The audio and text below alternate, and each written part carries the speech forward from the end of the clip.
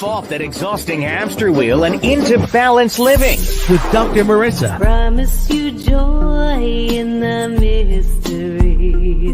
Dr. Marissa, also known as the Asian Oprah. Her mission, to be a beneficial presence on the planet. Her purpose, to be your personal advocate to live, laugh, love, learn. Her life motto, don't die wondering. Take back your life with Dr. Marissa Pay.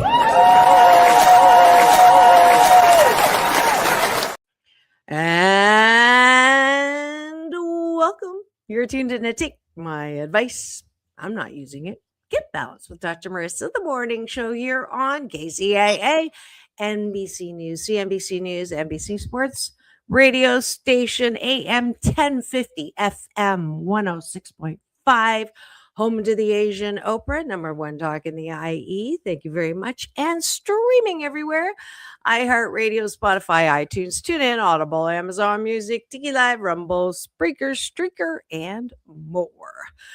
Why so many places? I want to maximize my splatter zone for more hope and happiness and provide an alternative to a case of the 4 A's that develops when you are watching or looking or listening to the headlines.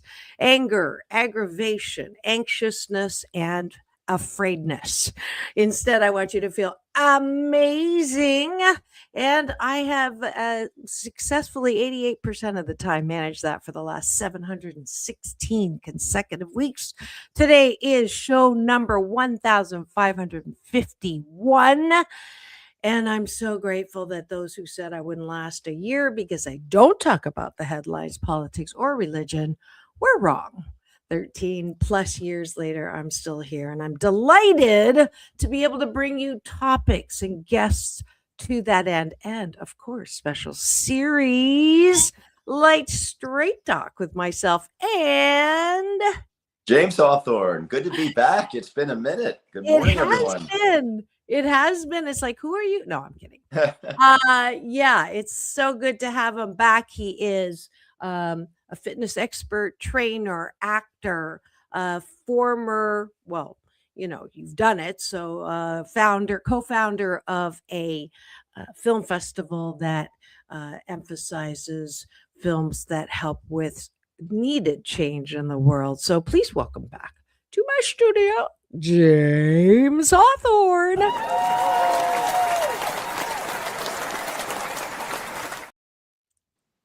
So we're going to start with breakfast. You're welcome. We're going to start with breakfast. You probably forgot how to do this. Breakfast is the way I start every show for the past 3 or 4 years now. Top of the bun, when you wake up, I want to encourage you to look around and say, what am I grateful for that's outside of myself? And then before bed, I want you to look inwards and turn that gratitude light for appreciation. What do I like about myself? Do this every single morning live with me on the show. I don't see any eyeballs yet, but I'm sure we will get some people maybe in time to play this breakfast game with us. So I'll start top of the bun. I am grateful for just the plethora of fun things that I get to do in my life. Holidays, bringing in the new year in Vegas with Earth, Wind, and Fire, turning around and going to Palm Springs to cover the film festival. I'm doing a project now. I just got an email from Carol Connors, who's up for a Grammy, and in our interview backstage, we discovered the love for puns. She's currently working on a book on Carolisms, and I have been told that I should put a book for Dr. Marissa isms, so we're going to do that while she's in Miami. And then tomorrow, guess where I'm going? I get on a boat to a mahjong cruise, so I get to combine two things that I love. And my daughter's in reaction to the fact that I cannot fly, at least for a year, maybe more, that I can still take cruises. So it's not really going anywhere. It is going to stop in San Francisco where I get to see them and take them out to my favorite crab restaurant, and then Ensenada, which I've been to before, and I'd rather stay on board and play mahjong. So yes, I live a charmed life. I'm grateful for it. And the more I'm grateful for it, the more fun things happen to me. So yeah. I was going to ask you, where, does a mahjong cruise go? What do the mahjong people like to see and do? So San Francisco, Ensenada, you get a little north, you get a little south, you get a little bit of everything. That's good. To be honest, it really doesn't matter where the destination, because when we're on the water is when we're playing, we're washing our tiles. How big of a boat is this? How many people descend upon this mahjong boat? I need to know. There's no, there is American mahjong cruises where they actually have probably hundreds of people, but I don't consider American mahjong real mahjong. Sorry, guys. But this is actually a pre-planned, a group of women that I've been playing with reached out and said, do you want to, go on this cruise? So it's just 2 tables. We'll have 2 tables of people. So that's 8 people. So we're cruising together. Princess Cruises, I hope you hear this, has some specials, and like, the special that they reached out to me was $299, double occupancy for 5 days, everything included. So that's really good. Isn't that amazing? Wonderful. So, yeah. So my daughter said, this is your Christmas present. That's great. That's a great gift. Speaking of travel and gifts, yes. I'm grateful to a friend of mine. He has been inviting me for 10 years to see him in Portugal. And he's got a remote job, so he can work from anywhere. And so he gets an Airbnb every winter in Portugal for a month because it's really affordable that time of year and the weather's still nice. It's very much like LA, like California this time of year there. And I can finally do it. And I'm so excited. Oh, how exciting. So at the end of the month, I'm going to visit him. And, he very generously is letting me crash at his Airbnb down in near the city of Faro or Budenz, which is like a really pretty nature-rich, culture-rich area. It's not like touristy or anything like that. But we're going to do a day and night in Lisbon and have some fun there. And there's a train that kind of runs along the beaches, and you hop on, hop off as you want. So we're going to swim at a lot of different beaches that first day, which is going to feel so good after traveling all the way from LA to arriving in Portugal in the morning. And so I'm very grateful to him for that opportunity. And it'll be the week leading up to my birthday. So what a nice combination. Has it been a year since? Can you believe it? Doesn't it feel like it was just like a few months ago when we were celebrating yesterday? Together? Yes, your big 3-0, no 4-0. Yeah, that's right. Yeah. I'm 30 plus now. That's what I say. Yeah. The how many is whatever. Time flies. Whatever. Time definitely flies, and we're having fun. So I'm happy for you. A little bit sad. Every time I hear anybody traveling, a little bit of sadness because I can't fly.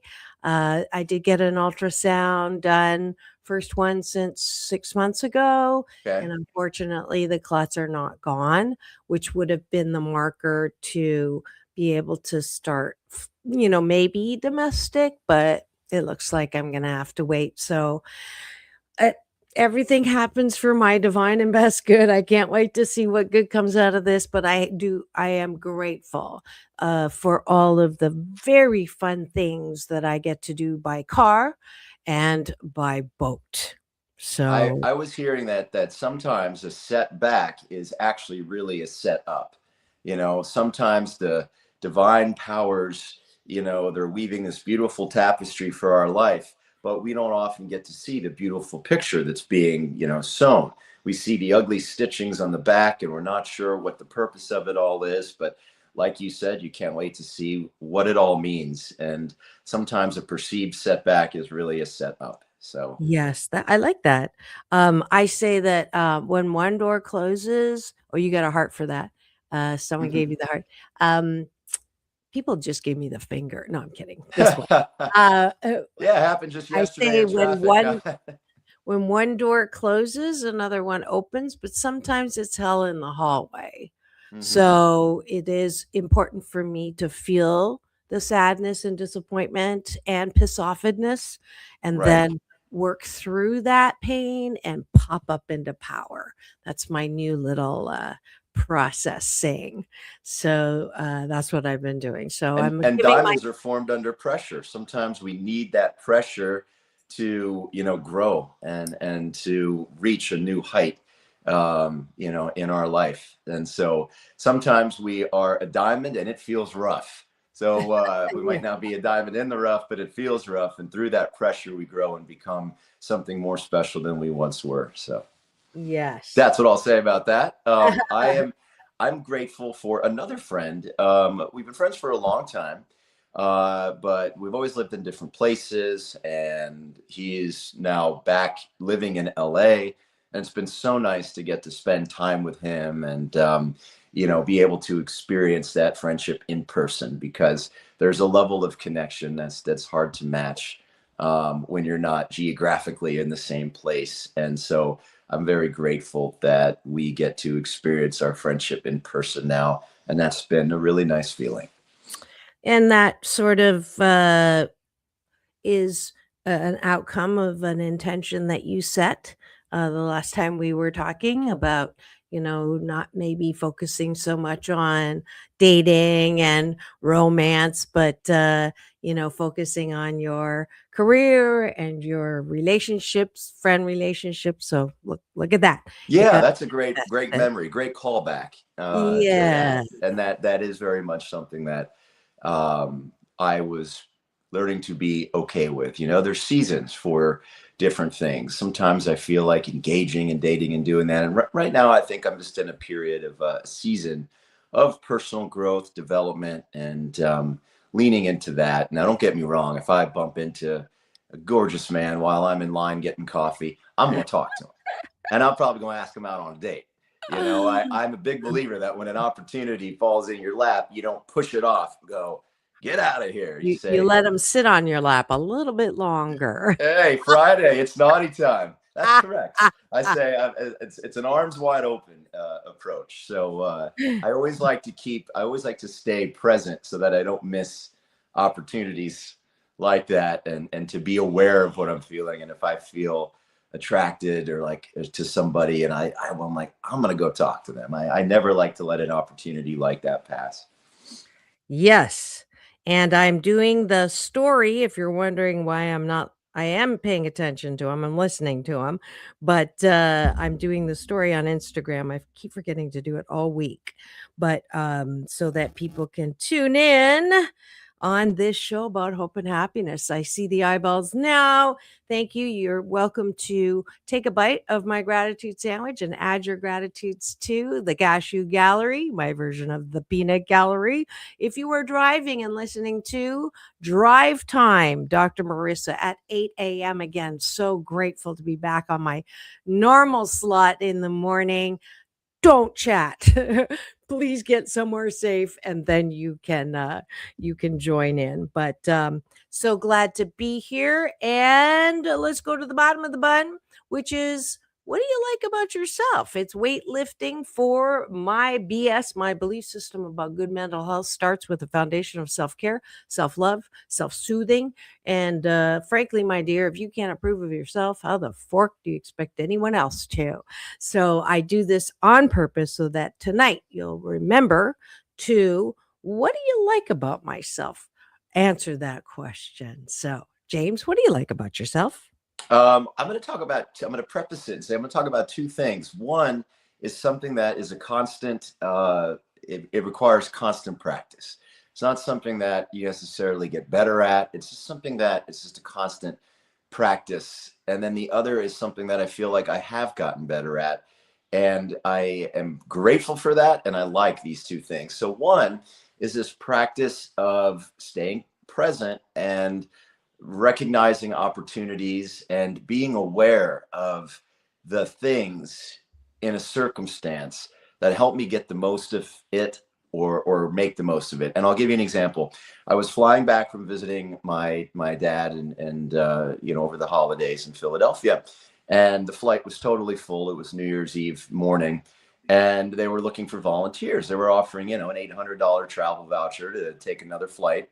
And I knew that the next flight was also a nonstop back to LA, and only an hour and 45 minutes later. I don't think other people knew that because they couldn't get 3 volunteers. So I started at 800. I was the first volunteer, but they kept ratcheting up the offer. And what one person gets, everybody gets. So by the time they had 3 volunteers, it was up to $2,500 a person. No way. So I'm going to be on American Airlines for the foreseeable future. But the cool thing about it is because I knew about that next nonstop flight, I was able to get the last seat on that flight. Other people would be getting back to LA later, maybe 4 or 5, 6 hours later via a connection. I was able to land just an hour, 45 minutes later. And it also allows me to fly back from Portugal for free because I have the credit. And so I was just aware of the factors, the circumstances. So I was able to make the decision immediately. And because of that presence of mind and that awareness, I was able to get a late Christmas gift. So I like that. I'm pretty good at staying present, staying aware, and staying informed on, what's going on so that I can take advantage of opportunities better. And I'm going to add to that. It is a great example of, how I say the more great things happen and I love them, the more great things happen. So yes, this is exactly, you chose to see a situation as a good situation instead of going, oh my God, now we're going to be delayed. God, people like, come on, somebody volunteer. You went, oh, I know this. And so this is the power we all have. It's our magic Thor ability to attract, but we got to stay in that place of pure positive energy, best case scenario. Life does not suck. It is magical. And the more we do that, people ask me all the time, like, how is it that you manifest all these things? Like what you're saying, free this, free that, or, I had a free suite at the Venetian, right? Free night with Earth, Wind, and Fire. How does that happen? Certainly people are nice to me, right? But the mechanics of it is not important. What's most important and why I have the 21-day fast from complaining with me is because I'm trying to, if you want it, you don't have to. But if for people who are just like, I am sick and tired of talking about how I can't afford things, I'm sick and tired of, hating my life, here's a way to do it, right? So great example. And yeah, so that's great. And I will say that is my appreciation of my ability and knowing it's not an accident. Nothing is accidental. Not accidental. We bring in how we bring in, right? We bring in what we focus on will grow bigger. If I'm focused on how life sucks, the universe goes, oh, okay, you're noticing suck. Here's more suck. When you're noticing well-being and oh my God, I love the sight of birds flying in formation. There's something about it. It's just so light. And guess what? I see it all the time. My odometer on the car, I don't sit and watch it, but it's synchronous. Time is synchronous. 222, 555. And it is evidence that the universe is conspiring for me, never against me. And this is not magic. Well, it kind of is magic, but it's a choice. That's it. It's a choice. So sorry, got on a no. That's a good one. In fact, you made me think of another one that I like about myself. That's piggybacks on the first one, and that is it has to do with planning. I used to be a very big planner, and attached to that plan, I grew up as a competitive distance runner. And the way that I got to be one of the best in the country as a kid is I made a plan, I stuck to it, so disciplined. Those are all really good things to have in life, particularly in endeavors that exist in a vacuum, like athletic performance, where you get out of it what you put into it. But most of life doesn't work that way. Most of life isn't fair. It doesn't work on a linear timeline.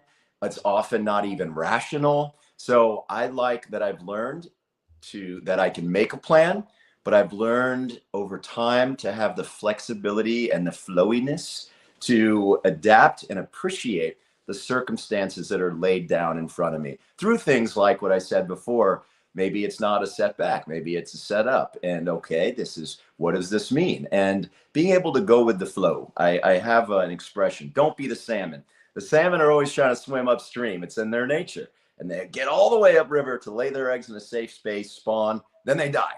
I think because they're so exhausted. So sometimes it's good to just go with the flow. And so I jokingly say, don't be the salmon. Then there wouldn't be any baby salmons. Well, no, I know that's true. So, in reality, it doesn't work, but we're not salmon. So stop trying to swim upstream all the time. Yes. Sometimes you got to go with the flow. And that's what I say. You were created a human, not a salmon. Don't be the salmon. Okay. Got it. I was taking it in a different place. Yeah. I mean, planning is so helpful because it gives your life like direction. It allows you to set goals, but sometimes you miss the joy of the journey if you're too attached to that plan, and you miss what other things might be coming up and happening around you. And sometimes it's okay to redirect and shift. And in fact, that probably has a little something to do with our topic of the day and about how we navigate when we fall out of love with one another. So just a teaser for that. Yes.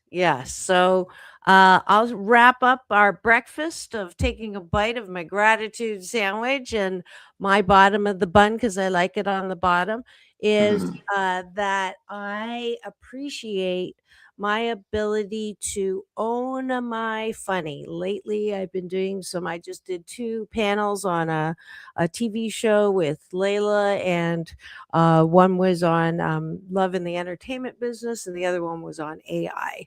And I had a blast because I'm funny.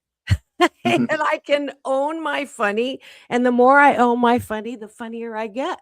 So I appreciate my ability to edutain, to entertain, to make people laugh, because laughter's my favorite sound in the world. And that's it for breakfast. Thanks for joining us.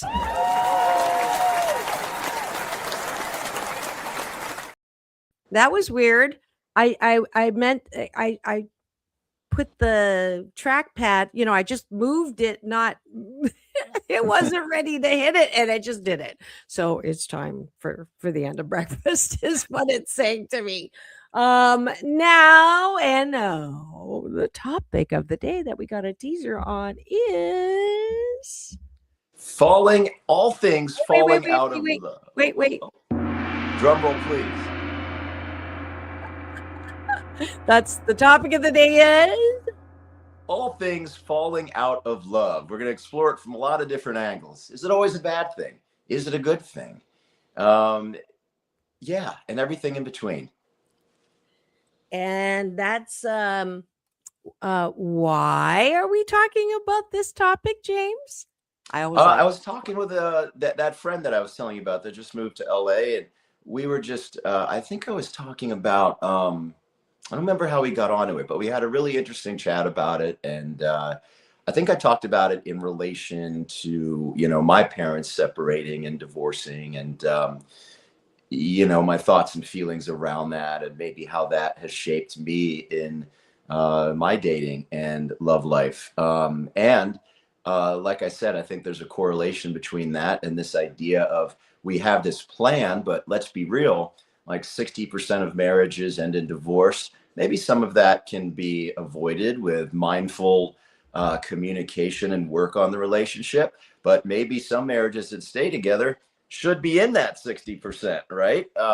So we're talking about when it's, how it's not necessarily a bad thing, how it could be a good thing, and when maybe, we fall out of love because maybe we're being a little lazy in, our love. They say that love is, it's a constant thing. It's not a feeling, it's actions. It's things that you do. It's a way of being in your relationship. And I think if the actions stop, it's like the well runs dry, and the love can dwindle down as you keep taking water from the well. But it's the actions that fill that well back up. So that's another piece of it that I want to explore. Interesting. I just looked this up because it's been a while. I used to hear the statistic that two-thirds of all marriages lead to divorce. And now this is the current number that the rate of divorce is declining.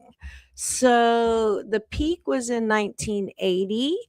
Did you know that? I didn't know that. I did. I thought it's been steadily going up over the No. decades. Yeah, this is Pew Research. I'm not just doing, from anywhere. This is a reputable research organization that is not political. So there's no reason. And they actually do, really empirically robust studies and polls. So why has this divorce rate declined?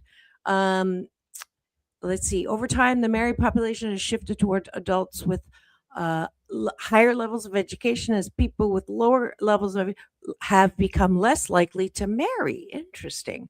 Adults with more education are less likely to divorce. I guess I'm the exception to the rule. And these shifts have driven the divorce rate down. Gray divorce refers to divorce rate among adults 50 and older. I'm ageless, but rose from 1990 to 2008 and leveled off. Interesting. Four out of 10 divorces occur in the first decade of marriage, falling out of love, our topic. Mm-hmm. And nearly a quarter occur after 20. Wow, a quarter occur after 25. So more and more, something that you rarely heard about, which is you've been together for 25 years and you get a divorce, but apparently that has gone up. That was my parents right at the 24, 25-year mark. I was playing mahjong with a visiting one of my mahjong beaches. I started a league called the Mahjong Beaches, and his mom was visiting from Germany, and her best friend had blood clot, died, and that was her wake up call to ask herself, after 25 years of marriage, am I happy? The answer was no, and then she fell in love with a gay woman. Wow. Yes. And I've heard that too. Because she said, I'm not happy. And, I asked her when she realized, she goes, I've always been attracted to women, but she's Chinese. And in our culture, that is like, there's a list of things you should not do. And that's probably like one of the first ones. Let's just put it that way.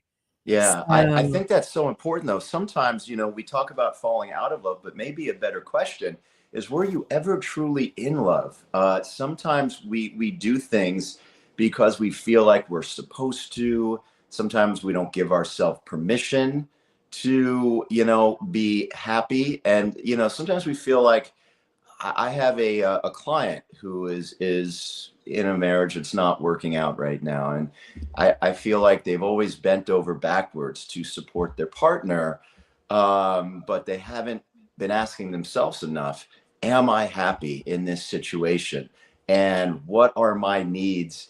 And asking that other person to be able to provide those needs. So sometimes I think we get into relationships or marriages for the wrong reason. I've been guilty of getting into relationships to fill a different need. And then in retrospect, I can go, okay, I got into that relationship because I was feeling lonely, or I got into that relationship because I thought it was one of the pillars of growing up that was missing from my life. So I was doing it out of one is a logical construct, feeling like this pillar is missing from my life. The other is to self-medicate a feeling that was uncomfortable of being lonely. So when those relationships didn't work out, it wasn't so much falling out of love. It's that I feel like maybe I had built, or we had built in that relationship, a house of cards instead of something that was truly rooted in love. So to say falling out of love, maybe it's just a slow recognition of maybe we weren't necessarily in love, or maybe that person wasn't exactly the right fit. And I think one thing, when I mentioned my parents being in that 25-year group, me being married for 25 years before they finally separated, my dad had a former marriage, and my mom had a very romantic idea of when you marry, it's for life. And they both are type A goal-oriented people. And I think they looked at, divorce as maybe a failure. And, it's sometimes quitting is the very best thing that you can do. If you find that there really is incompatibility there, and, like in their case, communication styles, having enough shared interests.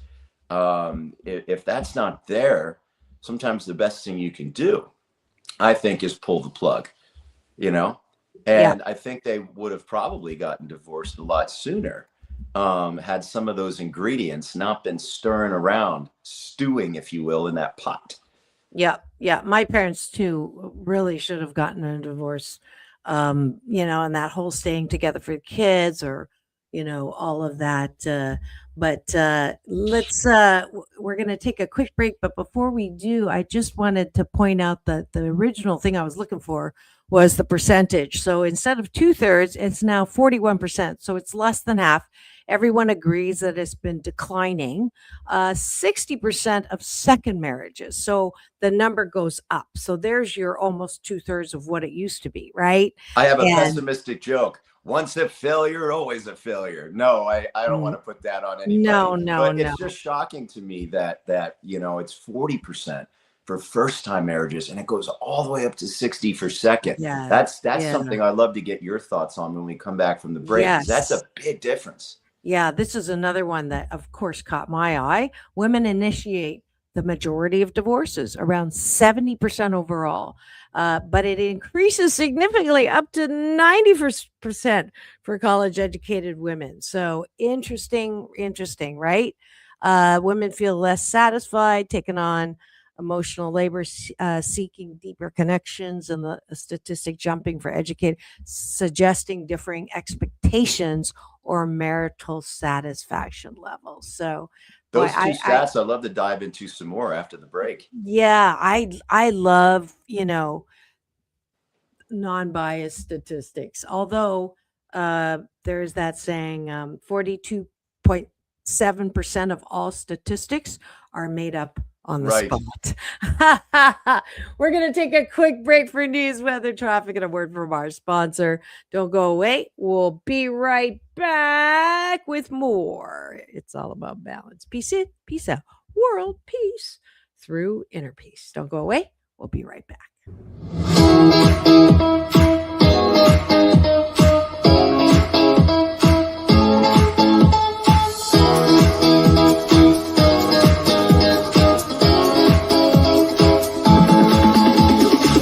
Take back your life with Dr. Marissa Pay. Hi, everybody. It is the new year, and I know many of you have made resolutions for your improved health, wellness, and fitness. And if that's you and you're looking for some loving and supportive guidance on that journey, I would love to provide it. Any fan of Dr. Marissa, Straight Talk, you can Instagram me at Action Man Fitness on Instagram. Just slide into the direct messages and say, I want a free session. And we can talk about your goals. I can help you identify some of your needs, and we will set you on a course. We talked about earlier building a house of cards. Well, we're going to build a solid brick foundation for your health and wellness and give you the tools to manage your health and wellness independently so that next year you're not making the same resolutions. So if that's you and you'd like some guidance, don't hesitate to reach out. I'm here for you and would love to work with you. Well, she has been dubbed the Asian Oprah, and she just wants all of us to be happy.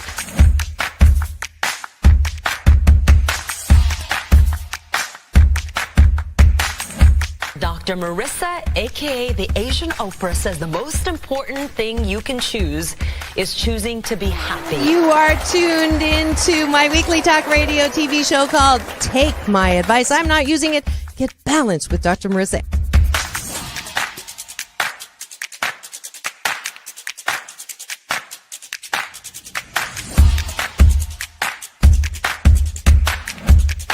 That's the idea for Dr. Marissa Pay's new book called 8 Ways to Be Happy. Many of us say, I am my own worst critic. Nobody's harder on me than I am. And my response to that is, stop it. Why are you doing that to yourself? You have to be your biggest fan, because if you can't at the end of the day say, I did a good job, who is? We don't have to constantly be angry at the things that are wrong.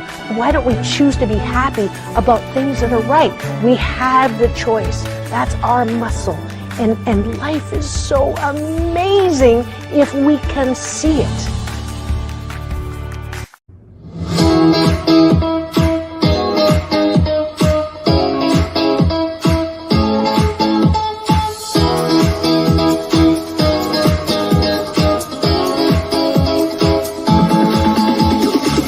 Take back your life with Dr. Marissa Pay.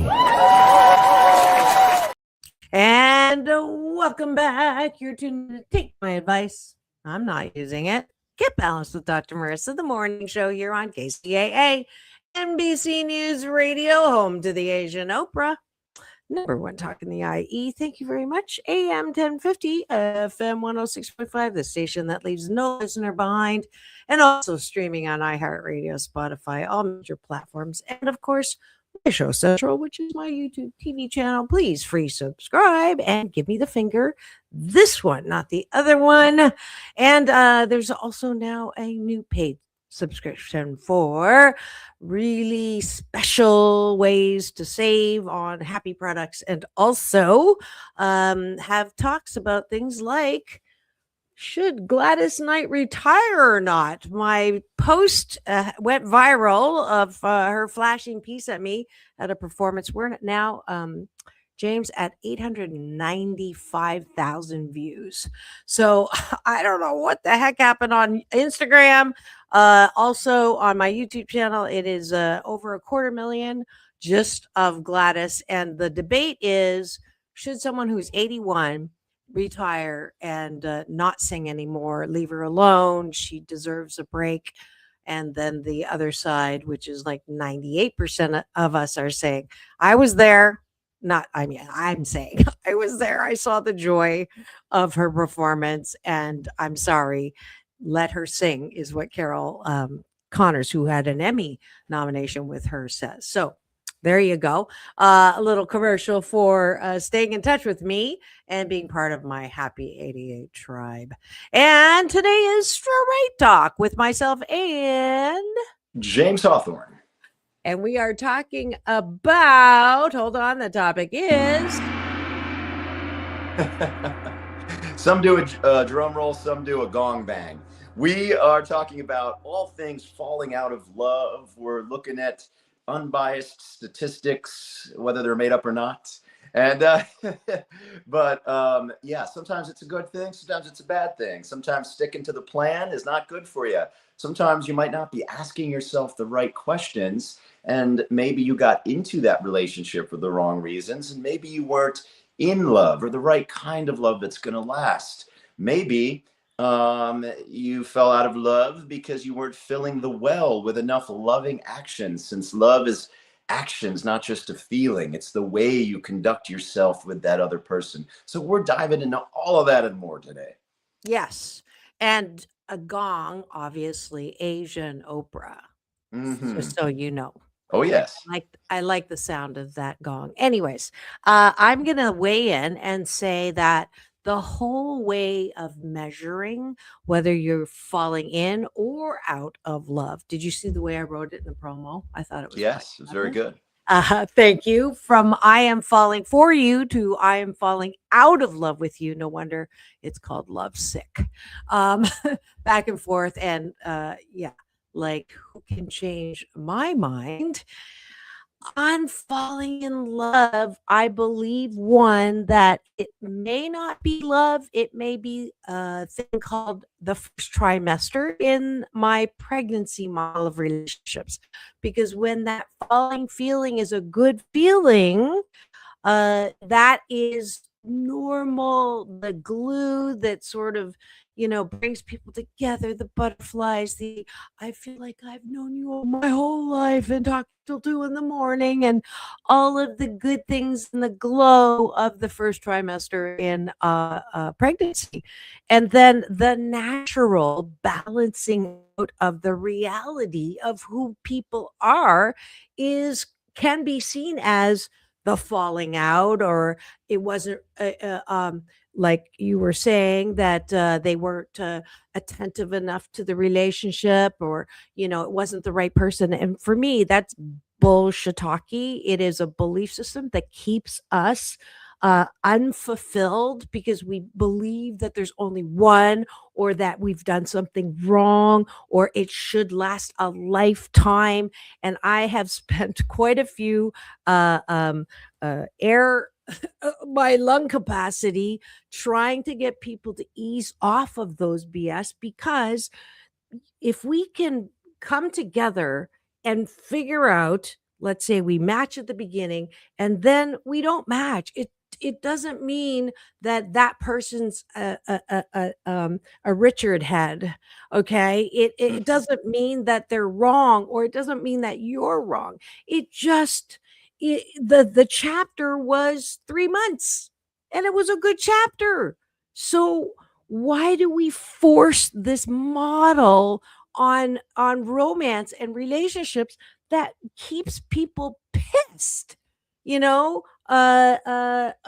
misled me. No, you both were in this little bit of a fantasy, and it's okay. You had fun, right? Yes, You had that's a fun. really important layer of this. I used to kind of beat myself up. In fact, I was doing it earlier in the show about, oh, I've had numerous 6-month relationships and nothing ever longer. And what I've learned is to give myself some grace on that. I do admit that I did enter into one relationship because I was lonely and self-medicating that void, that need. I entered into another one, I think, heavily because when I was younger, of this construct of this is the pillar that's missing from my life. But we still had a good time.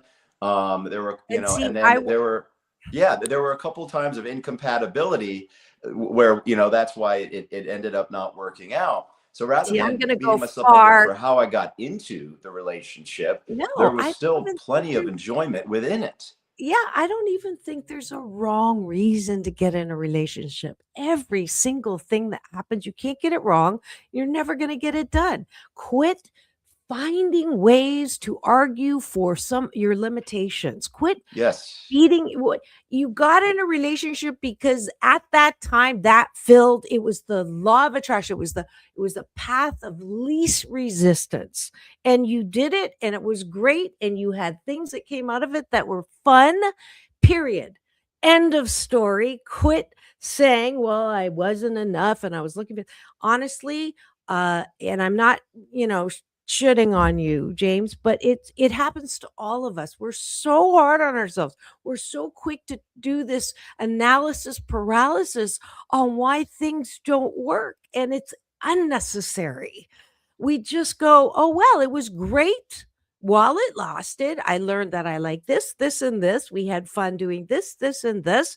And now I know better that I'm more of a match with this, period. Yes. Bad. You're not bad. So When we talk about love, intimacy, romance, sex, all the things that are involved in our show, I think we have an opportunity to say it's not all about being in relationship. Dating is part of that whole pie, and we have to look at that as a fun and exciting time. And I can sit here and say, man, how come it hasn't happened for me yet? Or I can say, you know what? I'm having a fun time along the way. I've had a lot of interesting hikes, dinners, beach dates. I've had some fun, physical fun along the way. And you know what? When it's right, when that right person comes along, that'll be wonderful. But I'm still going to enjoy whatever I can out of the process. You know, I mean, life is, we arrive, I feel, at very few destinations in life. Most of life is a journey. You're always like in process, okay, I in gotta interrupt for a progress. You second, got to James. enjoy the I'm journey. sorry. I got to interrupt you. I'm getting animated here because this is still the judgment that I haven't found the right. I haven't had that relationship that lasts a lifetime. That is not, it isn't working for you because you're still seeing that there's something wrong. There's nothing wrong, James. You've had great relationships that have lasted as long as they lasted. The expectation that two people that are connected and everyone changes, grows, and expand, the expectation that that is to last for a lifetime is hurting everybody. I know the church has been good at propagating that to keep people together for an intact family, but I'm going to go radical here, and I'm going to say that as long as you keep saying that, James, it is this future thing that you're looking forward to. And I know you're enjoying now, but I really want you to expand that and say it's not the goal of mine to have someone that I can trap into till death do us part. It's like a horrible way to look at every relationship. I have obviously done some, deep dives now on my own attitude towards relationships. And honestly, I'm beginning to go really radical to say, what is wrong with not a one night stand, but what is wrong with not going into a relationship and saying, I'm looking for the one? Because there is no the one. There's the one that is right. And that word, I don't even like right, wrong. It triggers me, obviously. Is it good for me right now? That's Yes. it. Oh no, I'm on the same page with you. I'm stating a fact objectively, not judgmentally about my history and past. Really, it truly is objective. I'm not looking at, when I go on a date, judging and assessing whether this is somebody where I have long-term potential with. The question that I ask myself today when I'm on a date is, am I having a good time right now? So Good. I That do need is. to tell you that my Yeah. perspective is that. I was But when just you stating say an the objective right fact. person and only last 6 months that's the words are very important. Yeah, the way you talk about things is, but I also want to live out loud and be honest and just say this has been my experience. But what's changed over time is my lack of judgment over it and how I view, my position in this dating pie. It's different now. It really is.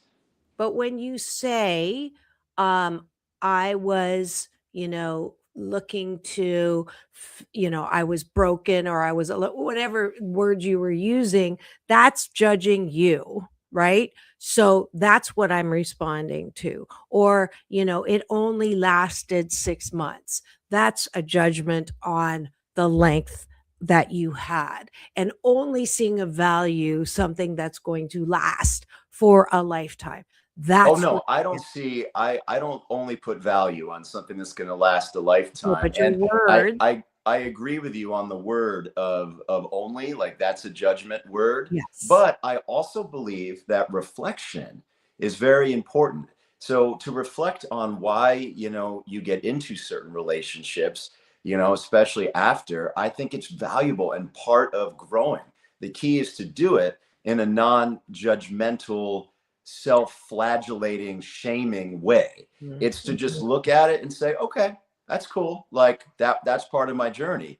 But I think to not reflect on why, you got into certain relationships and why you departed from them is a missed opportunity. But how you frame it in your mind is very important. I think the mistake that a lot of people make is they start to wrap up, the reflection leads to a cycle of guilt and shame and self-criticism, and all of that can be avoided while you glean the benefit of honest reflection. We don't want to live in a state of delusion, and it's important to learn from our habits, our patterns, and the decisions we make. Yeah, it's definitely a balance, moving from blame and shame to balance, right? There's Yeah, no need for blame of them, which is what I'm reacting to, and there's no need to shame ourselves. yeah. It And healthy reflection. Like, you have to imagine that couples that go to counseling or marriage counseling, some of the time it's a very good thing. They work through their stuff, they stay together, and that's a space led by a professional to guide people on a process of reflection. Because a lot of times we live in denial over certain patterns or habits that we have, because to confront them would be very painful and hurtful. But sometimes pulling stuff out of our subconscious patterns, habits, and shedding light on them gives us a tremendous opportunity for growth. And that brings me up to one point we haven't discussed. well, let me While it's just comment totally on what you just commented on. Is it is balance, right? It's not over analysis, but it's not under analysis. correct, That's like what we are vehemently agreeing on. yes, no, I mean, we gave people a lot of grace to, that it's fine. However long they last is fine. It's all part of the journey. You have to love the journey for sure. But sometimes I think the flip side of the coin is sometimes, we can be a little too quick to quit. Sometimes quitting is the very best thing. Yeah, I think that's a very important point. And That is yes, the bottom line of are we too quick? That's me, right? Oh, I don't like that. What's done? Bye-bye. Time is my most valuable resource. I don't want to stay in this because I'm not having fun 100% of the time. That's unrealistic. right. Also staying too long is not good for you. So Correct. totally. And doing things for reasons that are true to you. For example, I know a couple that is in counseling, but I know that one of the partners has already sort of checked out. They're just doing it because their partner wants it, and it's a continuation of a pattern that led to him wanting to Being there. separate in the Yeah. first place. So Yeah. making sure that you're doing things for reasons that are authentic and true to how you feel, and like, if the feelings aren't there and it's not working, you got to be honest with that. And that's where falling out of love, it can be you have to be okay with that, because people do change, and sometimes people evolve and change together. I'm going to use a concrete example of my parents that are in that rarer group of 25 years together before they divorced. They knew that they were having separate interests and things early on. And I was, told by my father that they thought having a kid would bring them closer together. And I was like, whoa, Dad, you got all these issues in the relationship, and you having a kid's a big deal. So you quadruple down and have this commitment. Don't get me wrong, I'm very glad I'm here. But I was like, Dad, that's the dumbest reason to have a kid I ever heard. And then he said to me, but you know what, James, for a while it worked. It brought us really close together, and we always loved you, and it was a thing that we had in common. And they were both tremendous parents to me. They just weren't right, to be doing that together in relationship. Mhm. And so, to me, that was just a very interesting, enlightening thing to hear that was their strategy to solve we're falling out of love problem. Mhm. It really blew my mind, to be honest with you, Yeah. when I heard that. Yeah.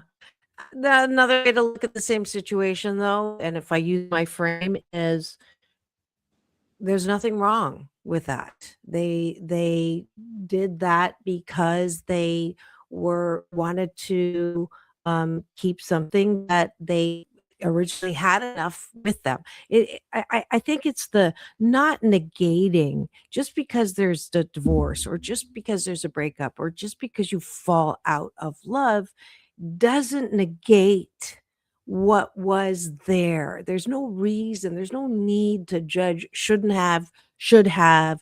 That's what I'm really trying to pinpoint in my comments. So hopefully Yeah, you're and I think hearing that's that. a really valuable takeaway for people to take with them. I want to go back really quick to the statistics, how much it's dropped. So it used to be, you said it peaked in 1980 or so at around 60% plus of marriages ending in divorce, and that dropping to 41%. And I have a theory on that I want to run by you.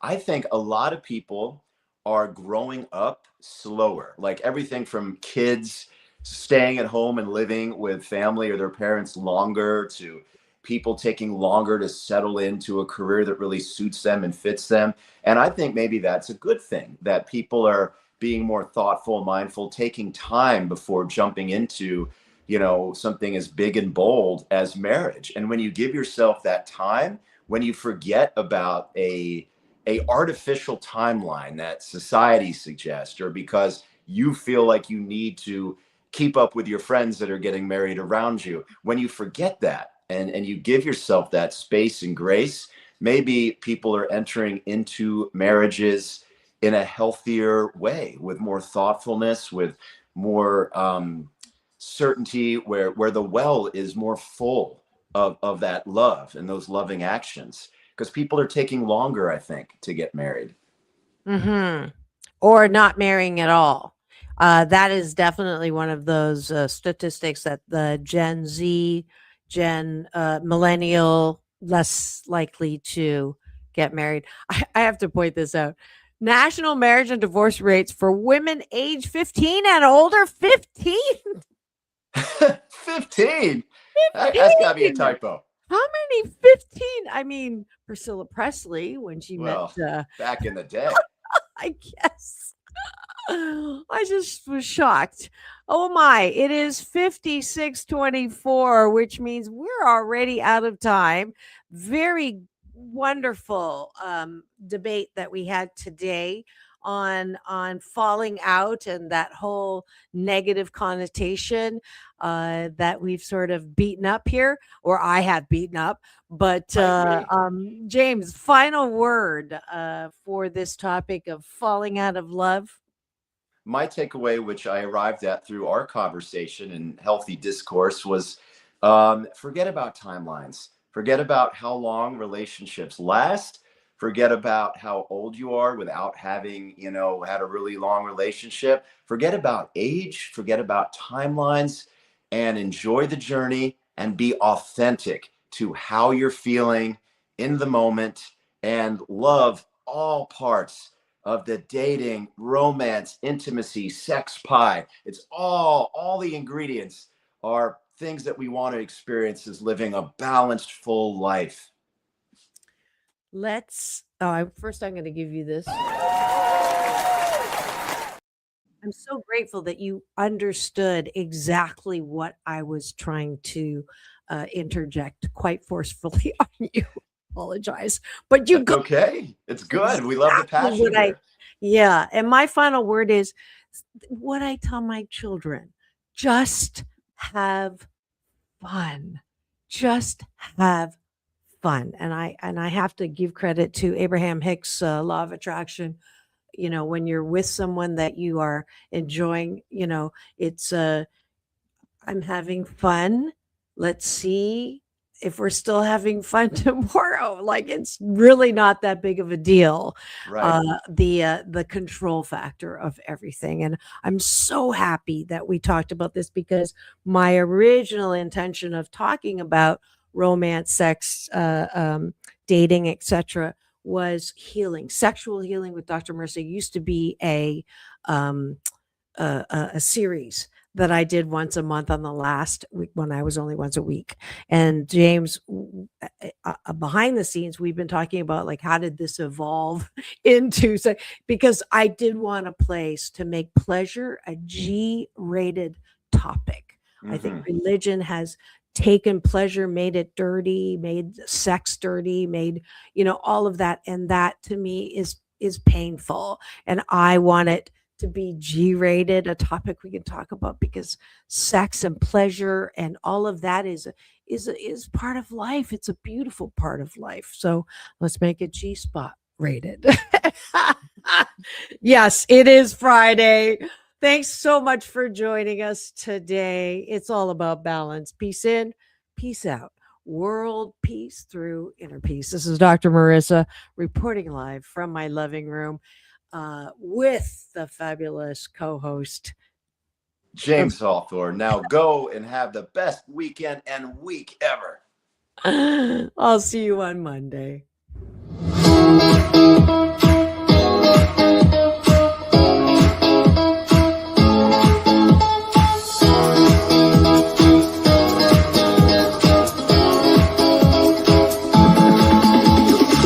Take back your life with